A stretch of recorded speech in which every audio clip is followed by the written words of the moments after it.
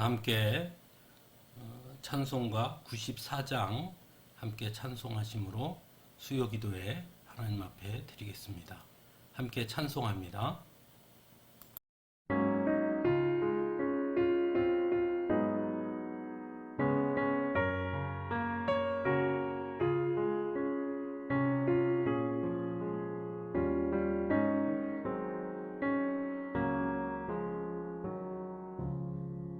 주 예수보다 더 귀한 것은 없네.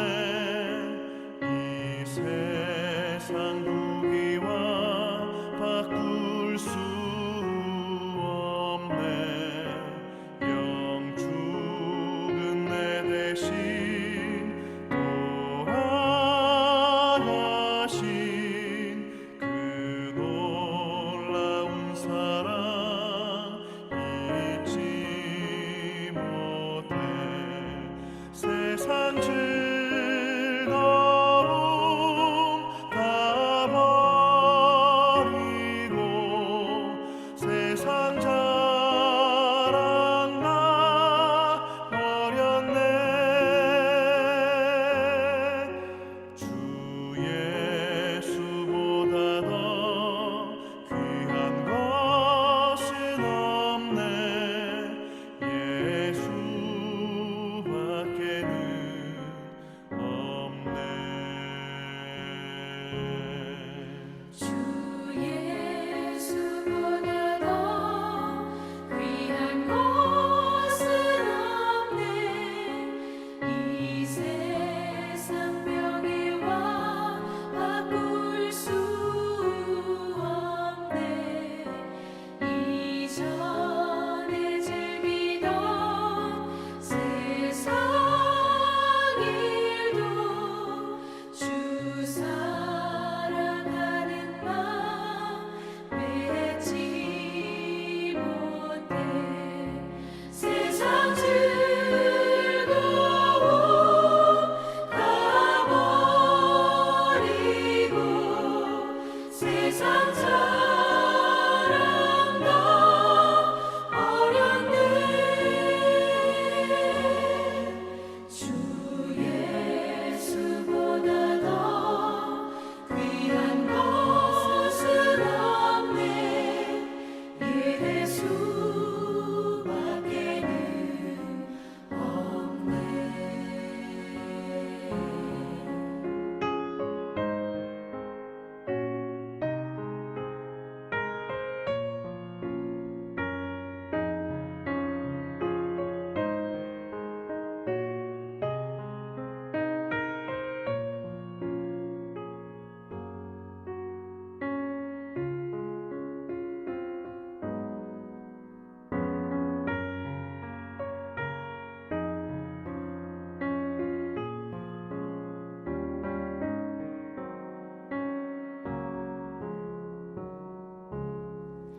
주 예수보다 더 귀한 것은 없네. 이 세상 행복과 바꿀 수 없네. 유혹과 핍박이 몰려와도 주 섬기는 내 맘 변치 않아. 세상 즐거움 다 버리고 세상 자랑 다 버렸네. 주 예수보다 더 귀한 것은 없네. 예수밖에는 없네.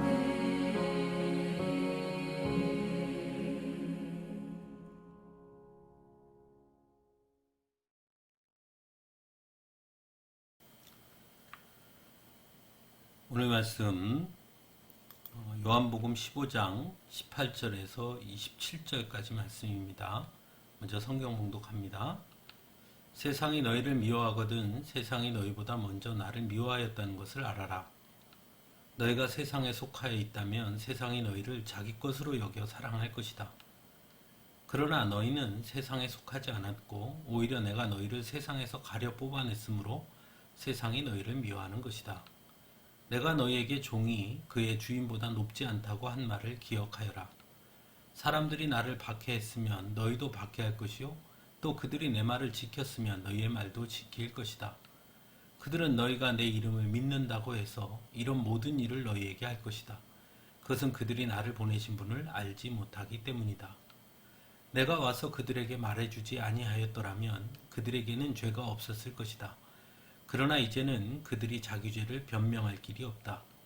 나를 미워하는 사람은 내 아버지까지도 미워한다. 그럼 내가 다른 아무도 하지 못한 일을 그들 가운데서 하지 않았더라면 그들에게 죄가 없었을 것이다. 그러나 이제는 그들이 내가 한 일을 보고 나서도 나와 내 아버지를 미워하였다. 그래서 그들의 율법에 그들은 까닭없이 나를 미워하였다고 기록한 말씀이 이루어진 것이다. 내가 아버지께로부터 너희에게 보낼 보혜사 곧 아버지께로부터 오시는 진리의 영이 오시면 그 영이 나를 위하여 증언하실 것이다. 너희도 처음부터 나와 함께 있었으므로 나의 증인이 될 것이다. 아멘. 요한복음 15장은 관계에 관한 말씀입니다.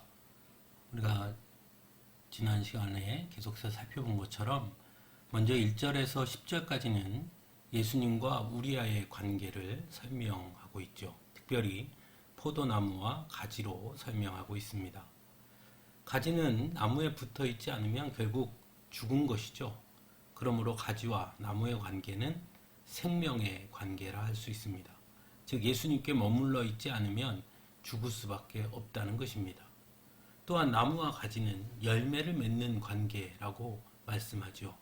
가지가 나무에 붙어 있어야 나무가 주는 영양분을 받아 꽃을 피우고 더 나아가 열매를 맺게 된다는 것입니다. 반대로 나무는 가지를 통해 열매를 맺지요. 다시 말하면 예수님은 바로 우리들을 통해 열매를 맺으시기 원하신다라는 것입니다. 그럼 여기서 말씀하는 열매란 무엇을 말씀하는 것일까요? 여러 가지를 생각할 수 있겠죠. 성경에도 성령의 열매라는 말씀도 있지 않습니까? 하지만 먼저는 구원의 열매를 맺으시고자 하신다라고 할 수 있습니다. 우리를 구원하시고 구원받은 우리가 구원받은 자로 살아감으로써 그 구원의 열매를 맺게 하시고자 한다는 것입니다. 그래서 우리를 통해 많은 이들이 구원의 은혜가 무엇인지 알게 하시고자 한다는 것이죠. 우리가 나무를 잘 알지 못하더라도 그 열매를 보면 그 나무를 알 수 있습니다. 예를 들어 사과가 열렸다면 그 나무는 분명 사과나무지요. 포도가 열렸다면 그 나무는 포도나무이고요. 즉 우리가 맺는 열매로 우리가 머물러 있는 그 나무가 무엇인지 드러나는 것인데 그 나무가 곧 예수님 아닙니까? 그러니까 우리는 예수님을 드러내야 한다라는 것입니다. 12절에서 17절은 성도들 간의 관계를 말씀하죠. 특별히 예수님은 내가 너희를 사랑한 것과 같이 너희도 서로 사랑하여라 라고 말씀합니다. 그런데 예수님이 우리를 사랑하신 그 사랑은 바로 목숨을 내놓은 사랑이라고 말씀하지요. 그래서 우리는 예수님 때문에 종이 아닌 주님의 친구가 되었다고도 말씀합니다. 그리고 무엇이든지 아버지께 구할 수 있게 되었고 구하는 것은 다 받게 하시기 위함이라고도 말씀합니다. 즉 예수님의 사랑은 결국 우리를 완전히 새로운 피조물로 그리고 완전히 다른 자리에 서게 하셨다라는 것입니다.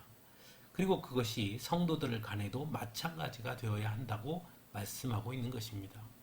겉으로 보여지는 것으로 사람을 판단하거나 세상의 기준에 의한 관계가 아닌 즉 갑을 관계가 아닌 예수님으로 말미암아 완전히 새로운 관계가 형성되었다라는 것을 말씀하고 있는 것입니다.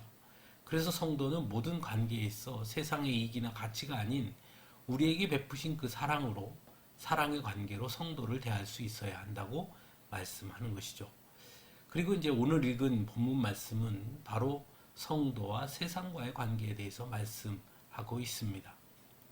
우리가 잘 아는 것처럼 하나님은 세상을 창조하신 후 그 세상을 하나님께서 창조하신 인간에게 다스리도록 하셨습니다. 즉 세상이 인간의 다스림 안에 머물게 하신 것이죠. 하지만 인간이 선악과를 먹음으로 결국 그 관계는 틀어지게 됩니다. 그래서 땅은 가시덤불과 엉겅퀴를 내죠. 땀 흘리지 않으면 나달을 먹을 수 없게 됩니다. 더욱이 노아 홍수 이후에는 땅에 사는 모든 짐승과 공중에 나는 모든 새와 땅 위를 기어다니는 모든 것과 바다에 사는 모든 물고기가 인간을 두려워하며 무서워할 것이라고도 말씀합니다. 즉 세상의 피조물들과 인간의 관계가 두려움의 관계로 바뀌게 되었다는 것입니다. 결국 인간의 죄로 인해 세상이 인간의 다스림 안에 머무르지 않고 세상과 인간이 경쟁하는 관계가 되어버렸다는 것입니다. 그런데 오늘 본문에서는 한 발 더 나아가 오히려 세상이 인간을 소유하려 한다라고도 말씀합니다. 이것은 이스라엘 백성이 처음 왕을 세워달라고 하나님께 구할 때에도 경고하셨던 것과 같은 맥락에 있음을 봅니다. 결국 왕이 백성들을 지배하게 될 것이라고 말씀하지요. 마찬가지로 오늘날 인간이 만든 세상의 이데올로기와 시장이 거꾸로 인간을 지배하고 있는 것을 보게 됩니다. 분명 돈은 인간이 만들었지만 지금은 오히려 돈이 인간을 지배하고 있죠. 더 나은 세상을 위해 이데올로기와 정치 체제를 만들었지만 결국 그 이데올로기와 정치 체제는 인간을 지배하고 그것으로 인해 수많은 사람들이 목숨을 잃는 일이 발생하고 있는 것이 현실 아닙니까? 하지만 오늘 본문에서 예수님은 분명하게 말씀합니다. 그러나 너희는 세상에 속하지 않았고 오히려 내가 너희를 세상에서 가려 뽑아냈으므로 세상이 너희를 미워하는 것이다. 즉 성도가 되었다는 것은 비록 여전히 세상에서 살지만 세상을 따르는 자들이 아니고 세상에 속한 자들이 아니고 나를 택하시고 부르신 예수님을 따르는 사람이라고 말씀하고 있는 것이죠. 그래서 빌립보서에서는 너희는 하늘 시민권자다라고도 말씀합니다. 또한 성도를 하나님께 속한 사람이다라고도 말씀하지요. 하지만 세상은 그런 성도들을 그대로 놔두려 하지 않습니다. 그래서 우리를 미워한다는 것입니다. 우리가 하나님께 속한 사람이라는 것을 드러내면 드러낼수록 세상을 미워하는 것입니다. 이 땅에 오신 예수님을 맞이한 세상 또한 그래서 예수님을 미워했고 박해했고 결국은 죽음으로 몰았습니다. 바로 예수님께서 세상에 속하기를 거부하셨기 때문이죠. 즉 그 당시의 규례와 가치를 예수님은 정면으로 거부하셨습니다. 마찬가지로 성도가 세상에 속한 자가 아닌 하나님께 속한 자로 세상을 거부할 때 세상은 계속해서 성도를 미워하고 박해하게 된다는 것입니다. 초대교회 당시에는 육체적 박해로 세상의 성도를 미워하는 것을 드러냈습니다. 하지만 오늘날에는 육체적 박해는 없을지 몰라도 물질적이고 사회적인 박해 형태로 여전히 세상은 성도를 미워하고 있습니다. 신앙으로 인해 세상 사람들과의 관계에 어려움을 겪게 하기도 하고 물질적 손해를 보게 하기도 합니다. 그래서 성도들로 하여금 세상 앞에 자꾸 굴복하도록 강요하지요. 그냥 세상 속에 속한 사람으로 살라고 말입니다. 예수님을 따르고 하나님께 속한 사람은 사람으로 살면 세상에서 살기 쉽지 않다고 오히려 손해봐야 한다고 우리를 현혹하기도 하지요. 세상의 성도들에게 그렇게 하는 이유에 대해서 오늘 본문은 이렇게 말씀합니다. 그것은 그들이 나를 보내신 분을 알지 못하기 때문이다 라고 말입니다. 즉 하나님 없이 우리의 힘으로를 외치기 때문인 것이죠. 사실 선악과 사건도 본질은 그것입니다. 하나님 없이 우리의 힘으로 말입니다. 선악을 하나님 없이 우리가 분별하고 우리가 판단하고 우리가 선택하고자 하는 욕망이 결국 선악과를 먹게 한 것이죠. 그래서 선악과를 먹은 것을 우리는 원죄라고 말하는 것입니다. 원죄란 말 그대로 죄의 근원이라는 것이죠. 하나님 없이 우리의 힘으로를 내세우는 것이 곧 죄의 근원이라는 것입니다. 세상은 과학의 발전과 기술의 발전을 통해 점점 더 하나님 없이를 외칩니다. 하나님 없이도 충분히 잘 살 수 있고 발전을 이룰 수 있으며 편안한 삶을 살 수 있다고 말입니다. 우리의 힘으로도 충분히 세상을 잘 이끌어갈 수 있다고 착각하고 있는 것이죠. 실제로 어떤 면에서는 그렇게 보여지는 면도 있습니다. 하지만 아주 중요한 것이 있죠. 거기에는 그 다음이 없다는 것입니다. 하지만 성도는 하나님께 속한 사람들입니다. 그래서 우리에게는 영원한 생명이 있고 하나님의 나라라는 소망이 있는 것이죠. 그것을 이 땅에 오신 예수님은 말씀하셨고 우리에게 가르쳐 주셨습니다. 하지만 세상은 그것을 여전히 외면하지요. 요한복음에서 가장 유명한 말씀은 요한복음 3장 16절입니다. 하나님께서 세상을 이처럼 사랑하셔서 외아들을 주셨으니 이는 그를 믿는 사람마다 멸망하지 않고 영생을 얻게 하려는 것이다. 하나님은 세상을 여전히 사랑하십니다. 죄인인 인간을 여전히 사랑하십니다. 그래서 친히 이 땅에 오셨지요. 하지만 세상은 그런 예수님을 거부하고 외면합니다. 인간 역시 예수님을 외면하지요. 여전히 하나님 없이 우리의 힘으로를 외치면서 말입니다. 그래서 예수님은 말씀합니다. 내가 와서 그들에게 말해주지 아니하였더라면 그들에게는 죄가 없었을 것이다. 그러나 이제는 그들이 자기 죄를 변명할 길이 없다. 내가 다른 아무도 하지 못한 일을 그들 가운데서 하지 않았더라면 그들에게 죄가 없었을 것이다. 그러나 이제는 그들이 내가 한 일을 보고 나서도 나와 내 아버지를 미워하였다. 이게 무슨 뜻일까요? 세상이 예수님을 외면한 것은 알지 못해서가 아니라는 것입니다. 오히려 예수님으로 말미암아 자신들의 죄가 드러나는 것이 싫었기 때문이라는 것입니다. 그런데 예수님이 오셔서 그것을 드러내셨다는 것입니다. 우리는 예수님 앞으로 가까이 가면 갈수록 우리의 모든 것이 드러남을 깨닫게 되죠. 그래서 주여 나를 떠나소서 나는 죄인입니다 라는 고백이 나오지 않을 수 없는 것이죠. 세상 역시 그런 것입니다. 예수님 앞에 서면 그 안에 숨겨진 온갖 탐욕과 거짓과 술수가 그대로 드러날 수밖에 없는 것이죠. 그래서 예수님은 세상과 주님을 같이 섬길 수 없다고도 말씀합니다. 그러니 세상이 예수님을 미워하는 것은 당연한 것이고 바로 예수님의 열매들인 우리들을 미워하는 것도 당연한 것이죠. 이제 중요한 것은 그렇다면 오늘의 성도들인 우리는 세상을 어떻게 이해하고 오늘의 삶을 살아야 하는가 하는 문제입니다. 분명 우리는 여전히 세상에 살아가고 있기 때문이죠. 무조건 배척하고 세상과 담을 쌓는 것이 방법일까요? 그렇지 않습니다. 예수님은 오히려 우리에게 세상 속으로 가라고 말씀하셨으니 말입니다. 세상을 바꾸어내라고 말씀하시기 때문입니다.